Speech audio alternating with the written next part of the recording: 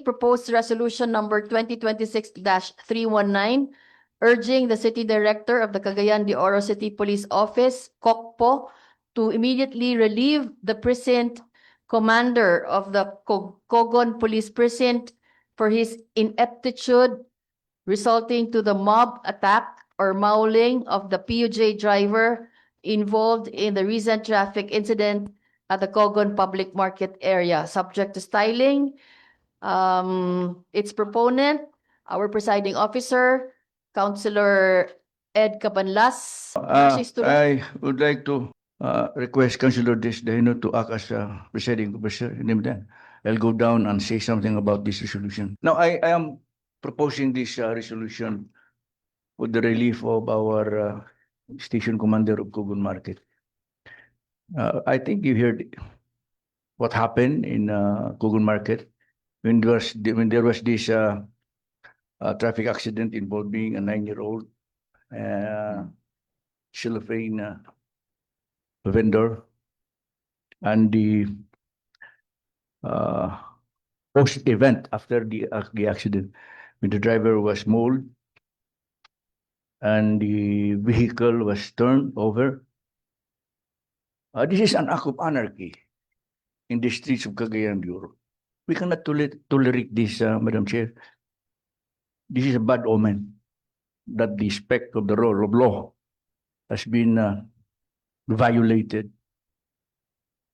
So, these things happen in the front, very near to the police station of Cogon Market. And the failure of the entire Cogon Market police forces, for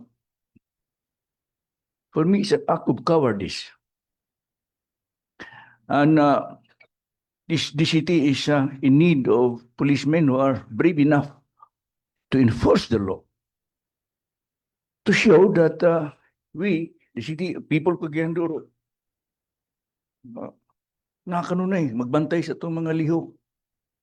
I'm not saying that you should be kicked out as a policeman, but let us ask the regional director of the police, the PNP, and our city director, Colonel Pahi, nga pulihan. Balik, butang na siya sa dapit, medyo dili kay gubot.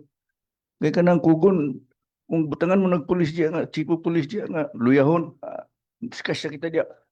Kaya na diya ang dakang kisamok. So, that is my proposal, Madam Chair. Okay, I will, Councilor Girly Balaba, you are recognized. I would just like to support the proposal of our good majority floor leader, Ed Cabanlas, because that Cogon area market is a very busy area, and we cannot allow or even sleep knowing our police officers, our law enforcement agencies are lax in that area. So, luoy man no ma-relieve or di man siya pa-relieve, ilisan lang. Ipa-transfer and ilisan sa ato ang COCPO. I fully support that resolution. Yes, Councilor Agaswan, you are recognized. And not an objection, actually, a support to Councilor Ed. Madam Chairman, I would also like to know why there was inaction on the part of the police commander in Cogon. So I would also like to hear their side, Madam Chairman, as to what happened during the incident. So may we also refer this at the same time to the Committee on Public Safety so that we would know the details regarding what happened during the melee, Madam Chairman. Any objections? Hearing none, the proposed resolution number 2026-318 is now approved. 319 is now approved. Move to approve on second and final reading, Madam Chair. Any second objection? Hearing none, the motion is approved.